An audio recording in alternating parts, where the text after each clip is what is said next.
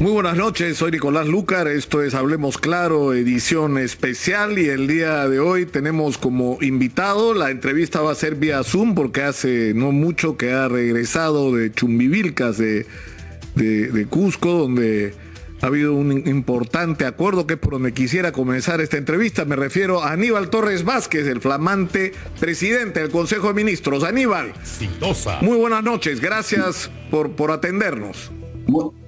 Buenas noches, Nicolás. Te agradezco la invitación.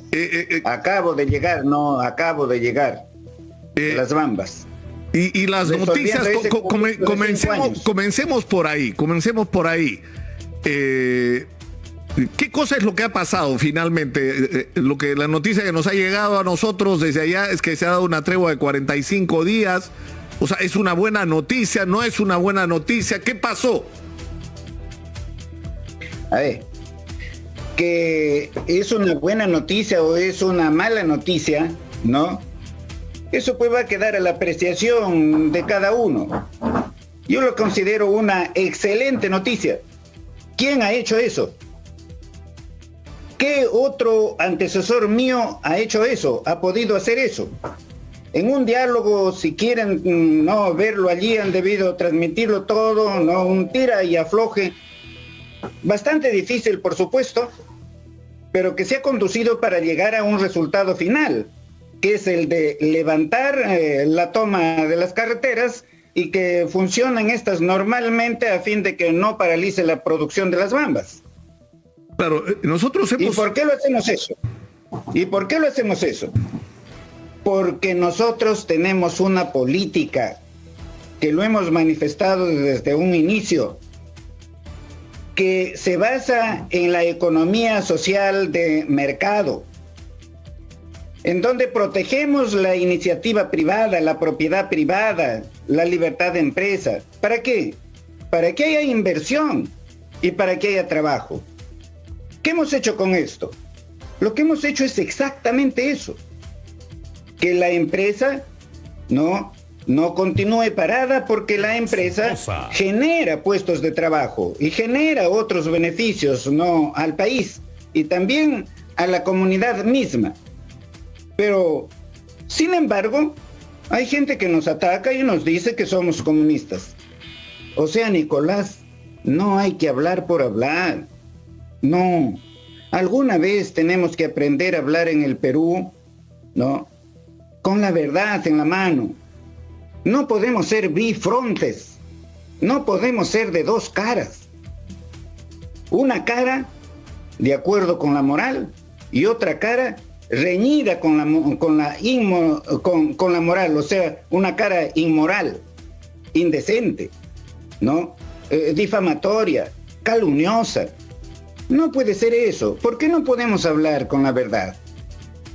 He hablado ahora ya sobre lo que está sucediendo aquí, lo que ha sucedido en la reunión de los golpistas en un hotel de Miraflores, y creo que anoche o anteanoche, ¿no?, también en un barrio de Lima, en Santa María se dice. ¿Ustedes lo ven bien eso? Yo he dicho que tengo que ser dialogante con todos. El hecho de que yo sea dialogante con todos, y así lo soy, me impide decir la verdad. ¿Debo callarme frente a estos actos de conspiración, no, para vacar al presidente de la República? Fíjate, Nicolás, cuando el canciller anterior declaró, ¿no?, que si no lo daba la confianza el Congreso habrá no gastado su bala de plata, ¿cómo pusieron en el cielo el grito todos los medios de comunicación? Fue toda una alarma. Y estaba muy bien. ¿Por qué? Porque el Congreso no ha sido elegido, los congresistas no han sido elegidos, no para que legislen allí por unos cuantos meses, sino por 5 años. Eso es la verdad. Aníbal. Pero cuando no se dice, ahora, mira, y termino. Sí. Cuando se dice, ¿no?, que hay que vacar a Castillo día y noche, cuando hay estas reuniones expresamente, ¿no?, celebradas con esa finalidad de vacar al presidente, Yo te pregunto, ¿eso es democracia? ¿Eso es Estado de Derecho? Eso es transgresión a la Constitución.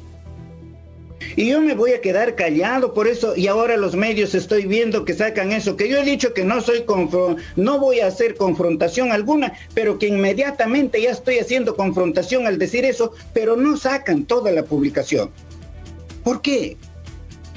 ¿Por qué se corta lo que uno dice para escoger unas frases allí y luego comenzar el ataque? Aníbal, yo te pregunto a ti ahora, claro, ¿eso es decente? Pero esto era al revés, Aníbal. La idea era que yo era el que te iba a preguntar a ti. O sea, te he dejado hablar, Aníbal, porque sé que tenías muchas ganas de hacerlo y que tenías ganas como de desahogarte. Ya. Luego de este desahogo, es decir, estamos claros, o sea, lo que tú dices, este no es un gobierno comunista. Sin embargo, el presidente Castillo fue electo en un partido cuya plataforma programática declaraba su fervor marxista-leninista. Entonces era absolutamente indispensable hacer ese deslinde con quienes sí tienen ese pensamiento, como el señor Vladimir Cerrón. Tú puedes decir, el gobierno de Pedro Castillo no es comunista, pero Vladimir Cerrón sí lo es y es parte del gobierno. Entonces, bueno, eso es un tema real, eso no lo ha inventado nadie, ¿no? Mira, el tema real, transparente, auténtico, es que Pedro Castillo postuló a la presidencia de la República en el partido político Perú Libre. Pero Pedro Castillo no adoptó ese idealismo de su programa. Pedro Castillo en el programa jamás dijo que va a practicar una política comunista o algo por el estilo. Nunca lo dijo. Y yo lo dije en la campaña. Y lo vengo diciendo permanentemente.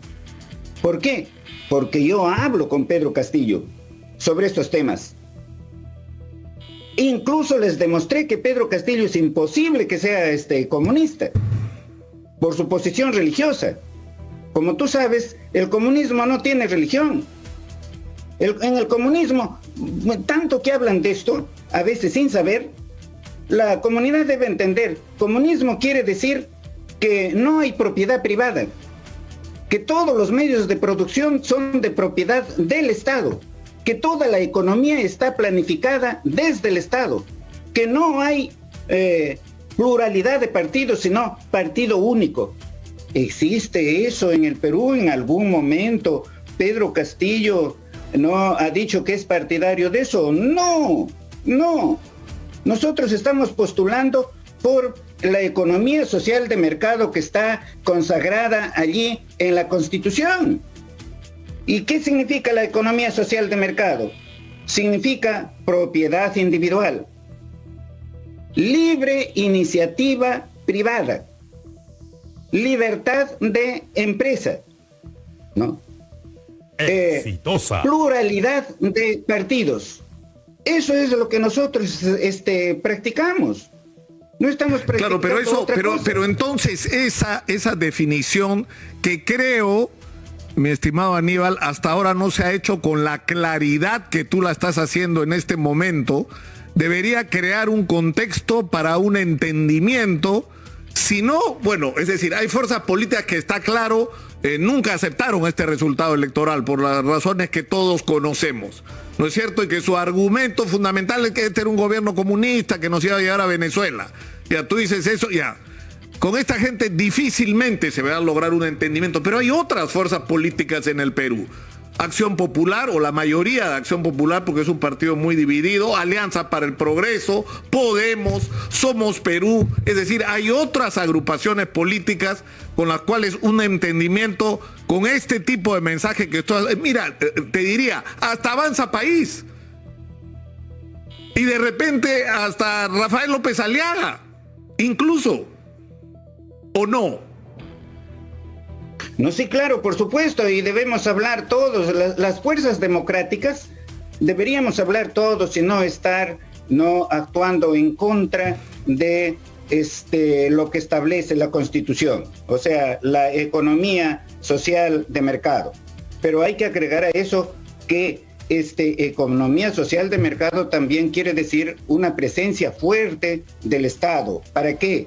Para terminar con los monopolios, los oligopolios, las posiciones dominantes, que son las que traen como consecuencia de que los bienes y servicios se incrementan enormemente en sus precios. ¿Y a quién perjudica?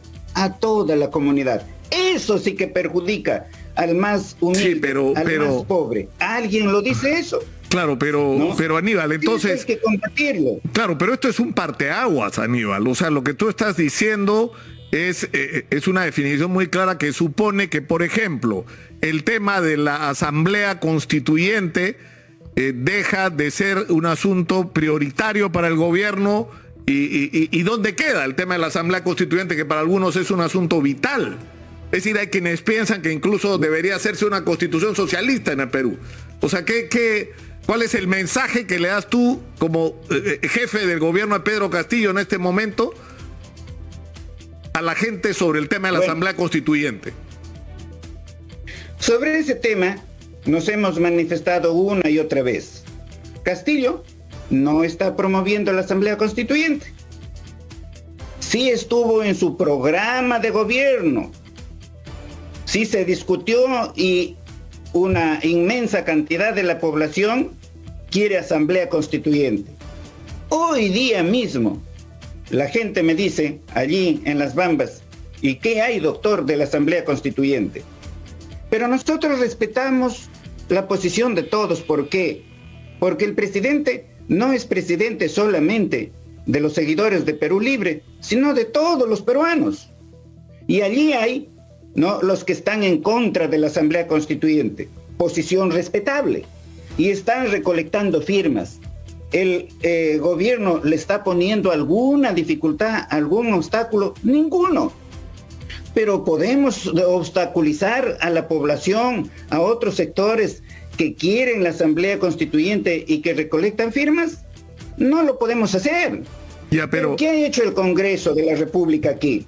Fíjate qué ha hecho el Congreso de la República. Está haciendo modificaciones de la Constitución al margen de la Constitución, violando la Constitución, por supuesto con el amparo del Tribunal Constitucional, limitando la cuestión de confianza o ahora eliminando la cuestión de confianza obligatoria, que nosotros lo hemos solicitado, pero que no puede ser pues aislada, tiene que ser conjuntamente con la vacancia presidencial por permanente incapacidad moral. Es decir, Aníbal, ese proyecto al Congreso. Ya, pero está claro, Nicolás, está claro. Acuérdate y tú conoces, acuérdate, Nicolás, y tú conoces qué pasó con lo que hicieron los fujimoristas con el fin de ir a una tercera reelección. Igualito que lo que está haciendo ahora los miembros del Congreso.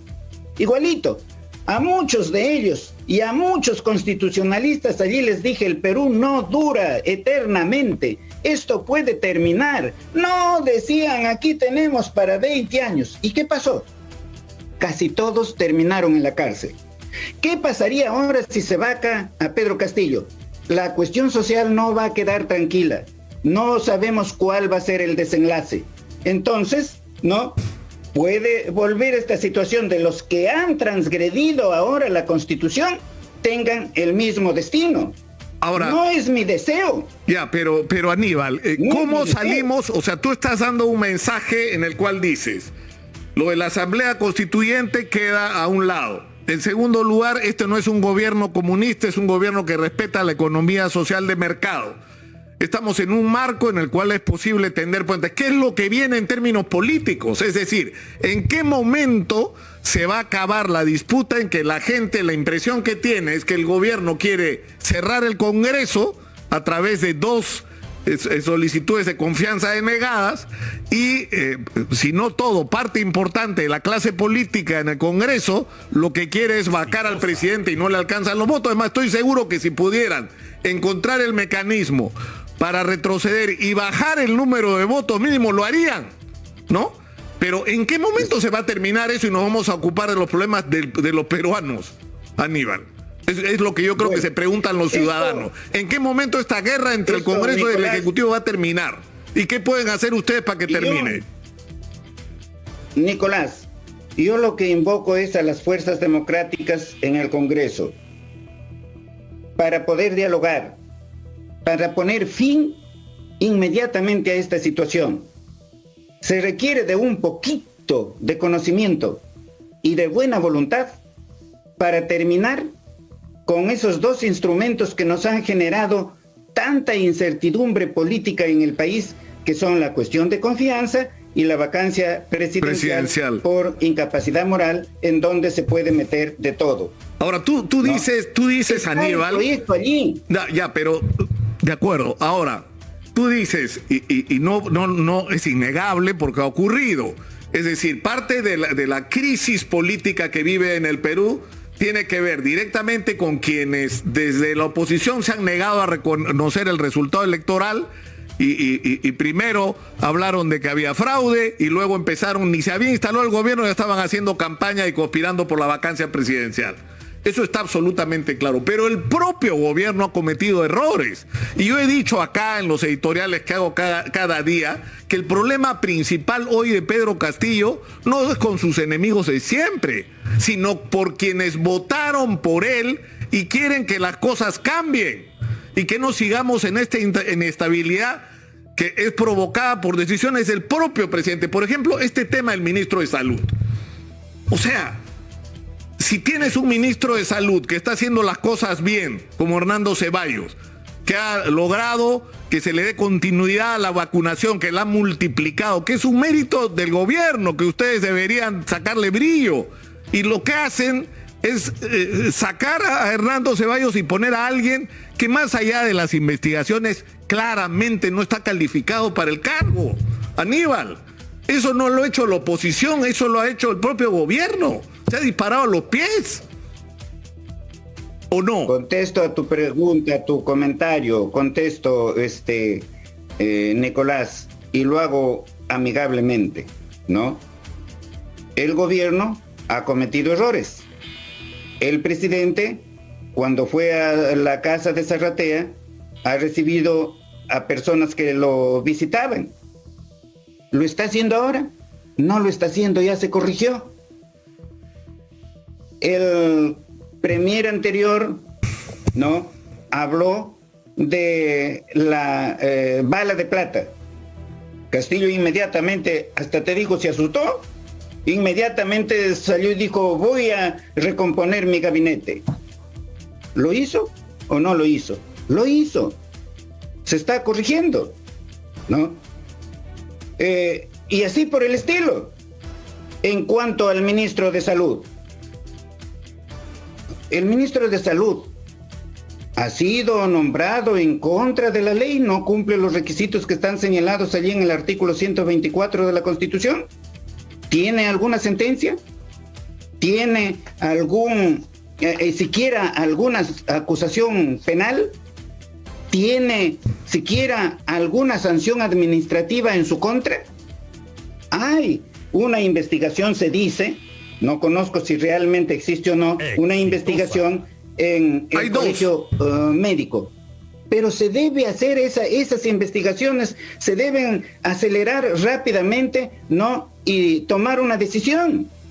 El presidente, el ex ministro de Salud, el doctor Ceballos, un excelente ministro, es cierto. Pero para designar a un ministro, si tú estuvieras allí, tienes que analizar la realidad, cómo está el sector. Estamos bien en la vacuna, pero no estamos bien, ¿no?, en el combate a las otras enfermedades. No estamos bien.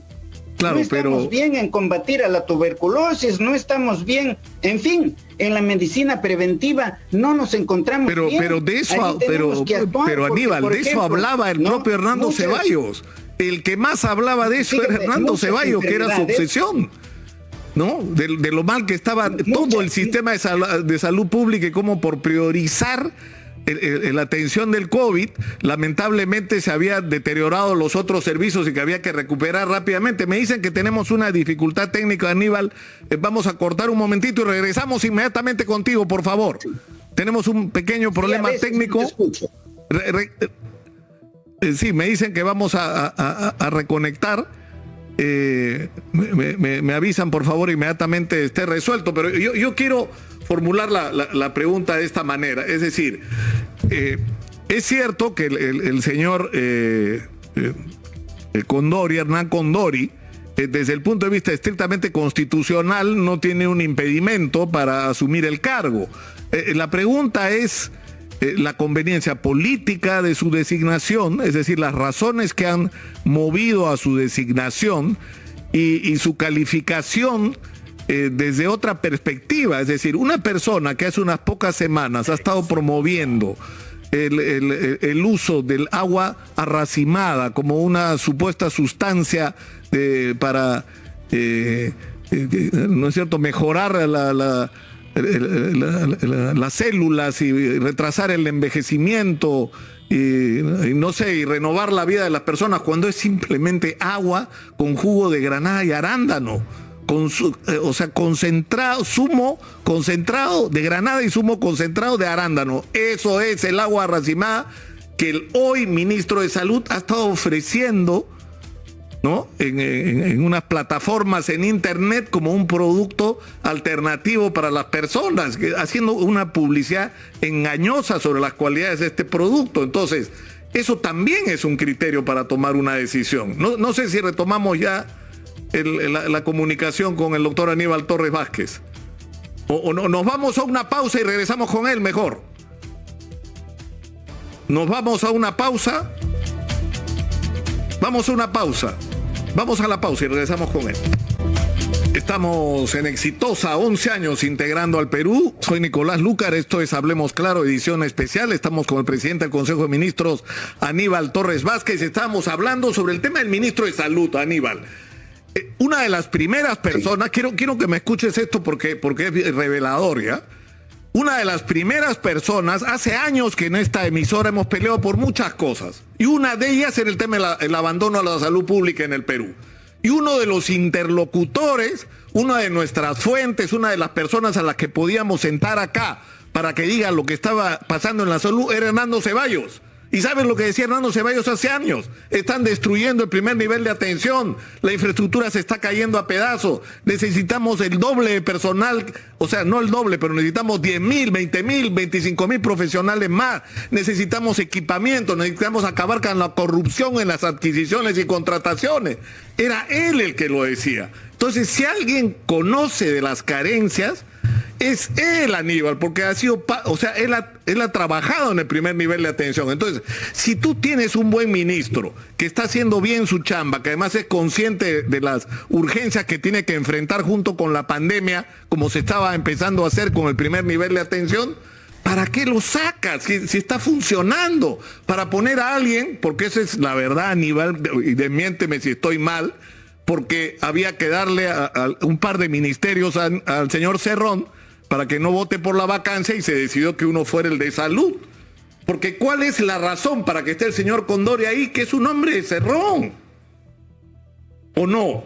Bien, lo que yo tengo que suscribir, no lo que acabas de manifestar sobre el doctor Ceballos, que el primer nivel de atención a la salud pues está abandonado ya por muchísimos años. No por este gobierno, lo que queremos es corregir esa situación, corregirla. La mayoría de enfermedades son previsibles. Tenemos que impulsar la medicina previsible. Por ejemplo, el cáncer es previsible. Si no se atiende oportunamente, se vuelve incurable. Y así por el estilo. Claro, pero la pregunta es... Programas periodísticos. Sí. Mira, Nicolás, estos programas periodísticos también no deben servir solamente para hacer política, sino también para beneficiar a la colectividad. Mañana se celebra el Día de la Amistad. Y tú sabes, en el Día de la Amistad, las parejas se reúnen, ¿no? Y como consecuencia de eso, cuando no se toman las previsiones, el SIDA se multiplica, y se multiplica enormemente, y es una enfermedad incurable. Entonces, aprovecho de este importantísimo medio para decir a las personas el día de mañana, ¿no?, que deben utilizar el anticonceptivo. Si no lo lleva el varón, pues lo tendrá la mujer. Estoy hablando de una cuestión real, de un problema social que tenemos, la cuestión del uso de preservativos, digamos.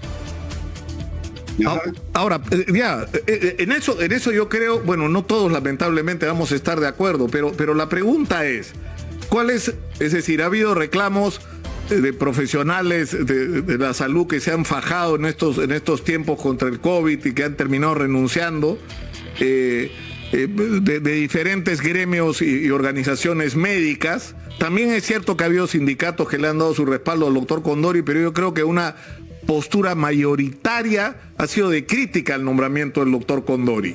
Entonces, tú dices, el gobierno ha mostrado receptividad a las críticas y voluntad de cambio. ¿Va a haber cambios en el caso del doctor Condori o no? Bueno, eso se está evaluando, pero se tiene que considerar no solamente el aspecto que está considerando la prensa por el interés que tiene, ¿no?, de desprestigiar al gobierno. Es cierto que han renunciado, por ejemplo, un grupo allí, no sé qué cargos tenían, pero ¿cuántas personas son? No más de 5, no más de 6. Todos los demás están trabajando.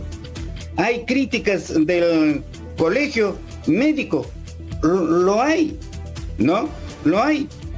Pero los que apoyan, los que respaldan a este ministro son la mayoría de las profesiones médicas, no solamente médicos, sino también las otras profesiones médicas como obstetras, enfermeros, ¿no?, etcétera. Y lo respaldan por el brillante trabajo que ha hecho en la ciudad de La Merced, donde él ha trabajado, en el centro del Perú, que es amigo o es simpatizante de Cerrón. Pues entonces, ¿por qué lo critican? Solamente porque es simpatizante de Cerrón no puede ser ministro, y en cambio los simpatizantes de otros partidos políticos, ¿no?, que están allí ahora, ellos sí deben serlo. No tanto, dijeron desde la prensa, se requiere un gabinete de ancha base. Pues eso es lo que se ha hecho. Y si tú analizas cada uno de los ministros, hay de distintos partidos. Y todos no estamos orientados en la misma línea, en materia de medicina, en seguir, ¿no?, con la vacuna a lo máximo que se pueda para abrir el mercado. Pero eso sí, impulsar, ¿no?, la medicina preventiva, el tratamiento previo que se tiene que hacer en materia de salud, la construcción de hospitales que tenemos que hacer. Claro. Donde no podemos construir un hospital, se construirá cuando menos una posta donde el ciudadano pueda ser atendido, pero no podemos dejar totalmente abandonado a las personas de esa necesidad que tienen, ¿no? Claro, pero la interrogante, Nicolás, te pido, por favor, hay que combatir la corrupción que hay. No se puede seguir permitiendo que los que trabajan dentro de estos establecimientos estatales deriven a los pacientes a clínicas privadas, deriven a los pacientes a consultorios particulares, que el médico recete a su cliente por la más mínima enfermedad una lista enorme de medicinas. Alguna de esas pues lo podrá curar, pero se dice que eso se hace porque el médico recibe una comisión de la farmacia que vende esas medicinas. No podemos seguir tolerando a profesionales de la salud que no recetan, ¿no?, genéricos, sino solamente medicinas de marca. No se puede hacer eso, no se puede hacer esos cambios de la noche a la mañana, es verdad, pero hay que hacerlo paso a paso. Claro, pero Aníbal, el tema es si en el caso de salud el doctor Condori es la persona indicada. Acaba de nombrar a un veterinario, y con todo respeto y aprecio para los veterinarios, como ejecutivo adjunto al despacho ministerial. Entonces, no sé, yo insisto en la pregunta, ¿no?, a la cual hacía referencia el otro día en una entrevista que le dio a CNN el expresidente Martín Vizcarra. Él decía, el problema es que el presidente Castillo hace el gabinete con la calculadora en la mano. Él necesita 44 votos a su favor en el Congreso para que no proceda la vacancia presidencial que requiere 87 de los 130. Si tiene 44, no lo pueden vacar. Entonces, para eso hay que darle 1 a Somos Perú, me estoy refiriendo a los ministros, 1 a Perú Democrático, 1 a la facción magisterial, 2 a Cerrón, 1 a la facción mayoritaria de provincias de Acción Popular.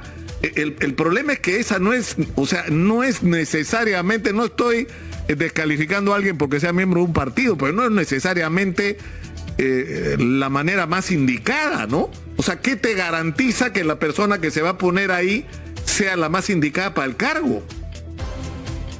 Bueno, será así como tú dices, si es que lo dice un expresidente extraordinario, brillante, ¿no? Será así, ¿no?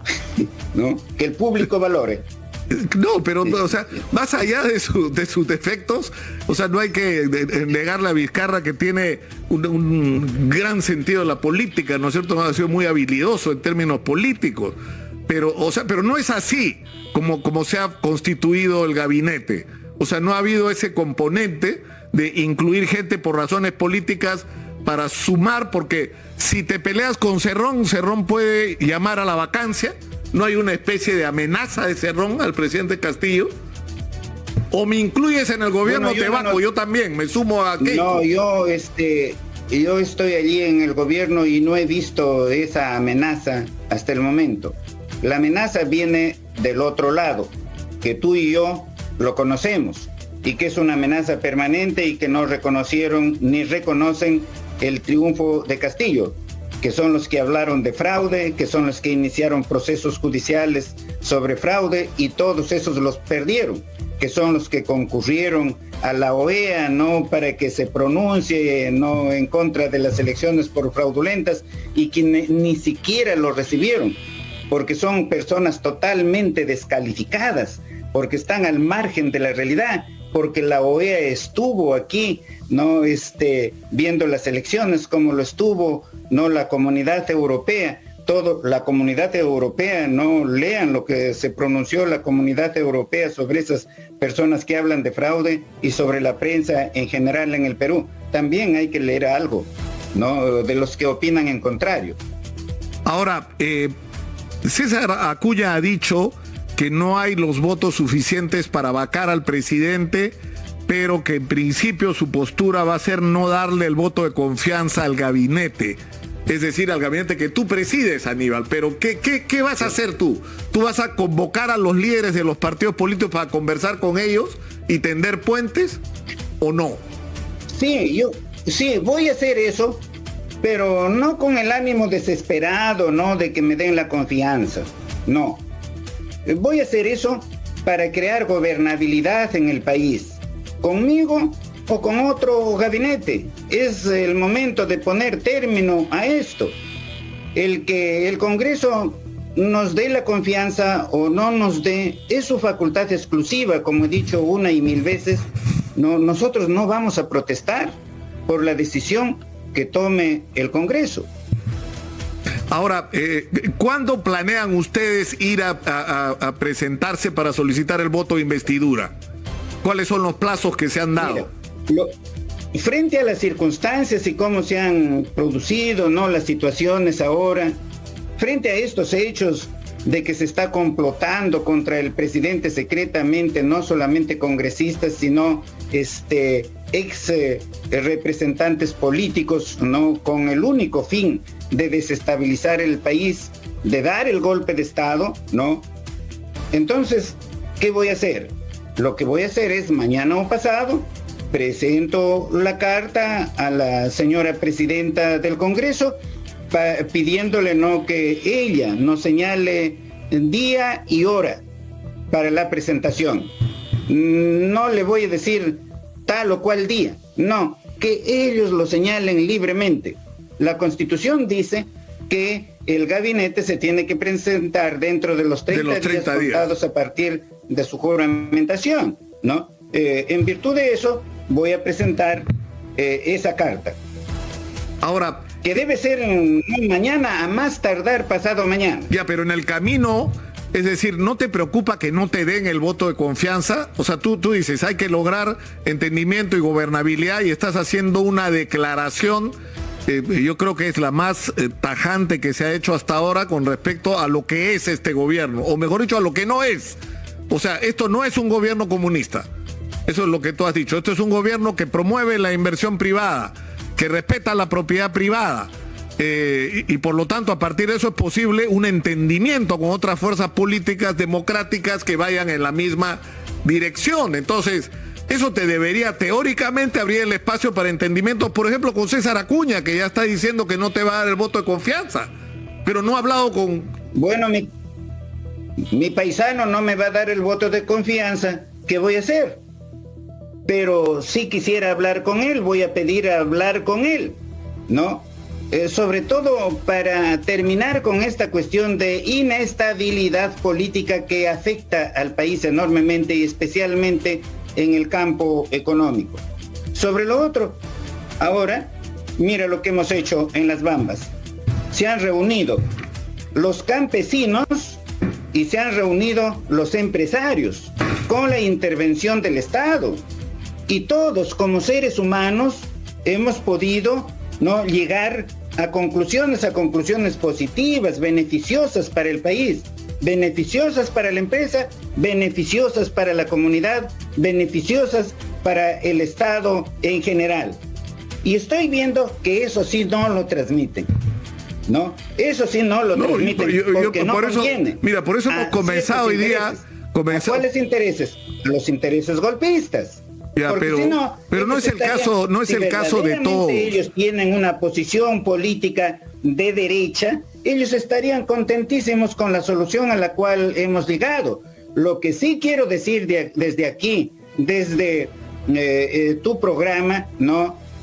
Invocar a los empresarios de buena fe, ¿no? A los empresarios que creen en el país, a los empresarios que saben que este país les está dando, ¿no?, inmensas ganancias, como en el caso de Las Bambas, que ya lleguen a entender que los campesinos no hablarán bien, no tendrán un lenguaje fluido, ¿no?, etcétera, pero son personas iguales que nosotros, hablarán quechua, pero se buscará un traductor allí que nos pueda decir cuál es su posición, ¿no? Todos los peruanos deberíamos trabajar conjuntamente, ¿no? En el libre mercado, para nosotros, ¿no?, el empresario puede ganar el dinero que quiere, el dinero que le facilita el mercado. Pero claro, tiene que cumplir con sus obligaciones, por ejemplo, pagar sus impuestos. Ahora, estamos insistiendo en eso. Y hablando de obligaciones, Aníbal. Empresarios. Sí, pero hablando de obligaciones, el FONAVI es una tremenda deuda pendiente. Se le descontó a los trabajadores parte de su sueldo y los empresarios aportaron, igual que las empresas constructoras, a un gran fondo que debía servir para darle vivienda a la gente. Y ese dinero el Tribunal Constitucional determinó que era de la gente y tenía que ser devuelto. Bueno, hasta ahora no ocurre o ha ocurrido muy parcialmente. ¿Qué van a hacer ustedes con esto? ¿Van a observar la ley que ha aprobado el Congreso? ¿La van a devolver? ¿Cuál es la posición del Ejecutivo sobre este tema en este momento? Sobre eso, por ejemplo, quiero ser clarísimo. Y el ministro de Economía ya lo ha explicado. Lo que le descontaron a los trabajadores asciende, ¿no?, a algo más de 6.000 millones. Eso se le tiene que pagar, dentro de las posibilidades, por supuesto, de la economía del Estado. Pero lo que quiere el Congreso, ¿no?, es que se les pague no solamente lo que aportaron, sino también lo que aportó la empresa y también lo que aportó el Estado. Y eso llegaría a 42.000 millones de soles. Bueno, ¿Cómo vive el Perú? Por el amor de Dios. Mira, el Congreso no tiene iniciativa de capacidad de gasto. Es legal lo que está haciendo, es constitucional lo que está haciendo. No es constitucional, pero bueno, pues no se le puede decir porque entonces está haciendo confrontación. No, el problema es que el Tribunal Constitucional ya resolvió sobre esto y dijo que también, o sea, si uno se rige por lo que dijo el Tribunal Constitucional, lo que hay que devolver son 42.000 millones de soles, ¿no? Pero, en fin, eso es la... O sea, pero esta va a ser la posición de ustedes, van a observar la ley y esto va a regresar el debate al Congreso. Pero se va a proponer una solución, pues. Se va a proponer una solución, ¿no? Ahora, si el Congreso insiste, no, hay que devolver, pues. Ya no hay que pagar congresistas. Ya no se puede pagar sueldos a congresistas, a magistrados, a miembros del Tribunal Constitucional, menos todavía. No, y ellos no van a reclamar porque ellos están dando la ley. Ahora, sobre el tema de la... Bueno, estamos, o sea, no, digamos, no me hace feliz tu respuesta sobre el FONAVI, pero dejémoslo ahí porque no tenemos mucho tiempo y hay otros temas que son relevantes. Uno de ellos es el que tiene que ver con la corrupción y la necesidad de transparencia, que fue una de las promesas del gobierno del presidente Castillo. Y hay dos cosas que están ocurriendo que no deberían ocurrir. Primero, lo que pasó en el mismísimo despacho presidencial. O sea, ¿no te parece a ti que lo correcto debería ser que el presidente, porque la Constitución lo permite, sea investigado, pero ahora, es decir, todo aquello que lo pueda implicar con Karelyn López, con Samira Budayé o con el señor Bruno Pacheco, no debería ser investigado ahora, no el 2026, cuando acabe su mandato? ¿No sería lo correcto, pues, por transparencia? Modifiquen, tienen que modificar pues la Constitución. No, pero la Constitución permite investigar, lo que no permite es acusar. No, está bien, claro que ustedes los periodistas digan eso, pero ¿sabes qué? En el derecho se administra justicia conforme a la ley, conforme a los precedentes judiciales, ¿no? Hay un principio allí que dice el stare decisis, que proviene del derecho inglés, pero que se practica también en el common law y en el civil law, ¿no? O sea, al cual nosotros pertenecemos.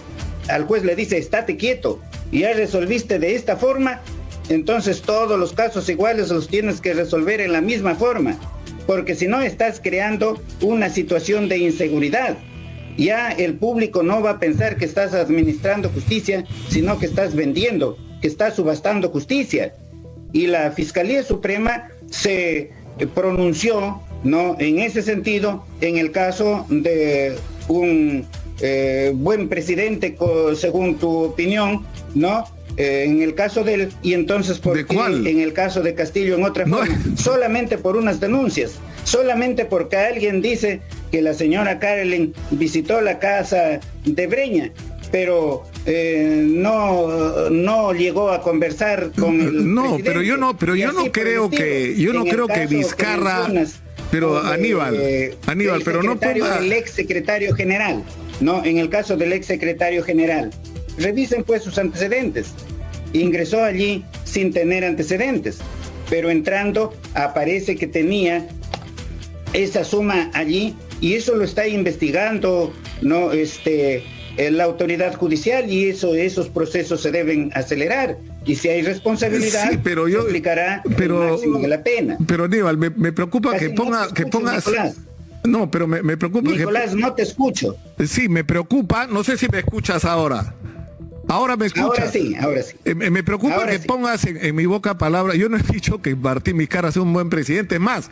Y yo opiné, como muchos otros, que Martín Vizcarra debía ser investigado en ese momento en que se presentaron las denuncias que lo implicaban. Es lo mismo que pienso que debería ocurrir con el presidente Castillo. Es decir, la ley, la Constitución dice que un presidente no puede ser, sino por algunos muy pocos delitos, ser acusado durante su mandato, como por ejemplo por traición a la patria.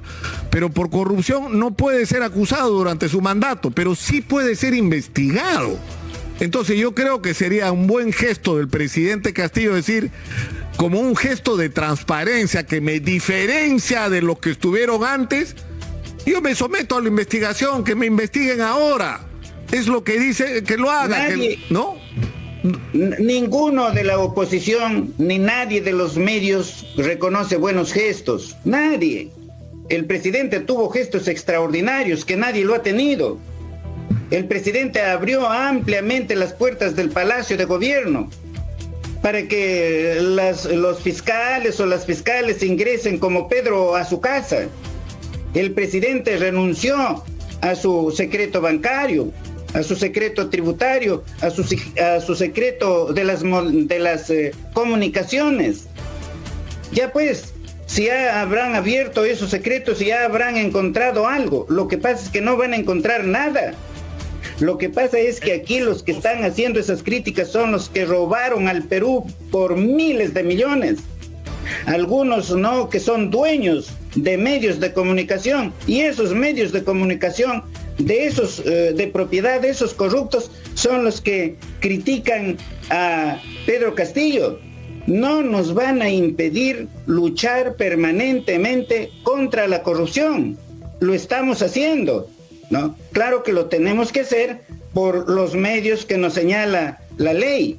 Una cosa es nuestra opinión, otra cosa es lo que manda, tanto que hablan ahora de ciencia, ¿no? En días pasados declaré en Chiclayo, me preguntaron sobre algo y dije, no, que mi opinión no cuenta, y mi opinión no cuenta, pues. Lo que cuenta son los hechos, lo que cuenta son las pruebas, eso es lo que cuenta. Me escribe mi productora y me escribe también Gabriel Bustamante requiriéndome esto. Dice, el Tribunal Constitucional, con respecto al tema del FONAVI, Aníbal, el Tribunal Constitucional el año 2012 requirió al Poder Ejecutivo normar y reglamentar la devolución de 36.000 millones de soles y le dio al Ejecutivo 30 días hábiles.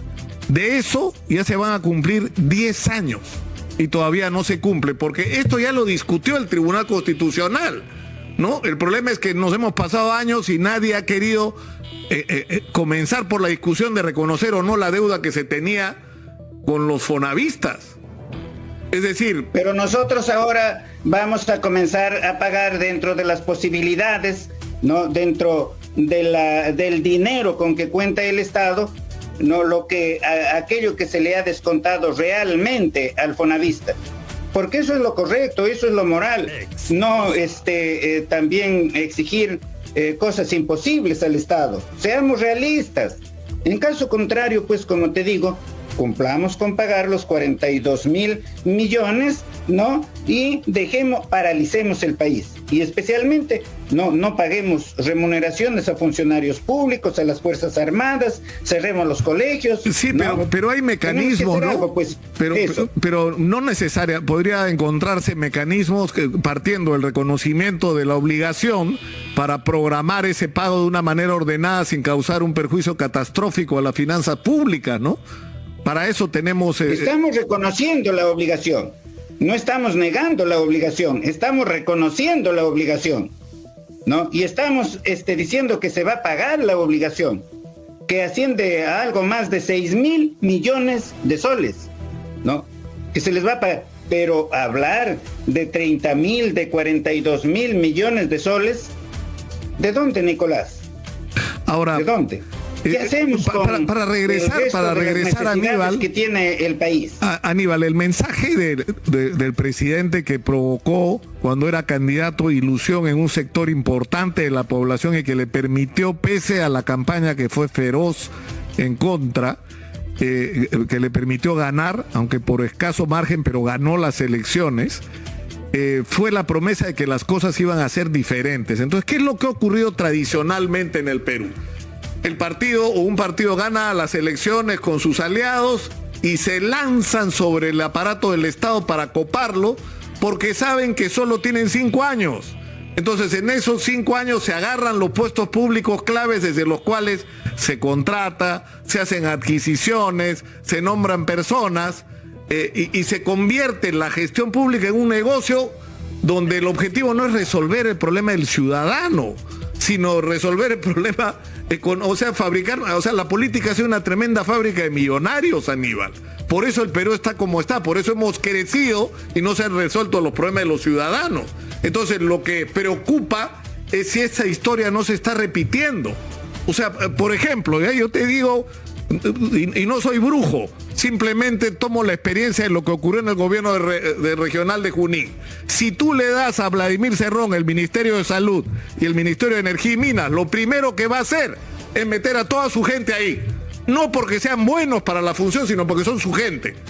Y eso es algo que no debería pasar, Aníbal. Eso no debería pasar. Efectivamente no debería pasar. No pasa además en este gobierno. Tú conoces y el pueblo peruano conoce. Yo me desempeñé como ministro de Justicia. Prácticamente no cambié a nadie. Tengo sí que decir en honor a la verdad que encontré que no la totalidad, pero sí la mayoría ingresaron por vara, utilizando esa expresión común, por vara, solamente la recomendación. Eso es que cuando llego encuentro, ¿no?, que hay una incapacidad terrible. Y un ejemplo es el de el viceministro de Justicia que renunció, que se oponía a todo, que me van a proyectar una ley, por ejemplo, sobre la contratación del Estado, y allí tenemos miles de obras paralizadas, miles de millones que está perdiendo el Estado. Vamos a modificar esto porque estos contratos han sido hechos por los grandes juristas que tiene el Perú, como ha sido siempre. Vamos a incluir en cada contrato una cláusula que diga que si el que ganó la licitación, el concurso público, no cumple con ciertas obligaciones, el contrato se resuelve de pleno derecho, ipso iure, sin necesidad de sentencia, de laudo arbitral, ni de nada, y se procede a la liquidación de la obra hecha hasta ese momento, a fin de que el Estado, por los mecanismos de la ley, continúe con la ejecución y no se paralice, ¿no? Y que para ellos eso es algo sumamente, extraordinariamente difícil hacer. ¿Ah? O hay otras normas, ¿no? Por ejemplo, estamos viendo en el público, en la delincuencia, que el robo a los celulares y otros patrimonios a la persona se hacen en las motos lineales con 2 personas. Antes lo hacían con una moto lineal, ahora lo hacen con 2, con 3 motos o con más, lo encierran a la persona. Proyectamos una ley para hacer eso. No es posible, no se podría estar atentando contra la libertad de la persona, etcétera, etcétera, etcétera. He tenido que oponerme, pues, y obligarlos a hacer eso. Es verdad que los he obligado a trabajar. Y el proyecto ya será presentado prontamente al Congreso. Esto, que todo el mundo conoce, pero que siempre se calla. En esta época de verano, la gente va a las playas, al balneario, y no puede entrar si no es propietario de un departamento allí en el balneario, o no puede entrar porque es de cierto color, o no puede entrar porque se viste en una forma diferente. Peor sería, pues, si hablan quechua, eso ya no es ser humano, eso no puede entrar allí. Entonces, ¿qué cosa hacemos?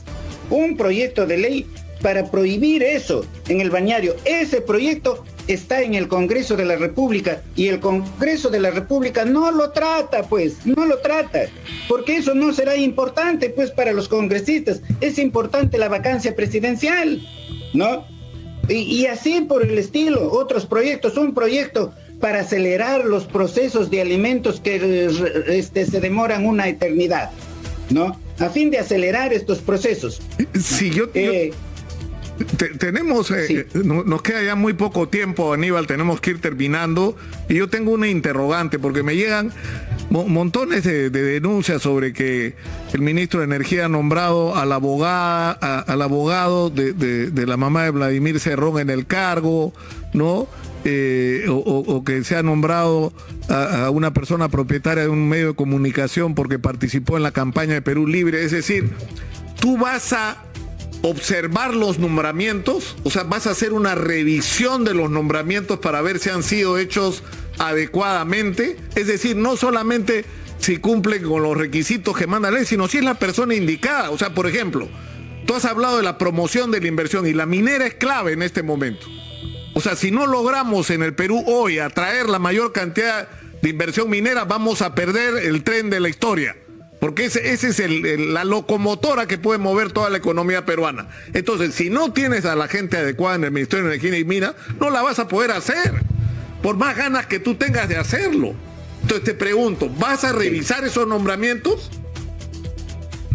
De los últimos nombramientos, si hay un nombramiento irregular en contra de la ley, lo tengo que observar.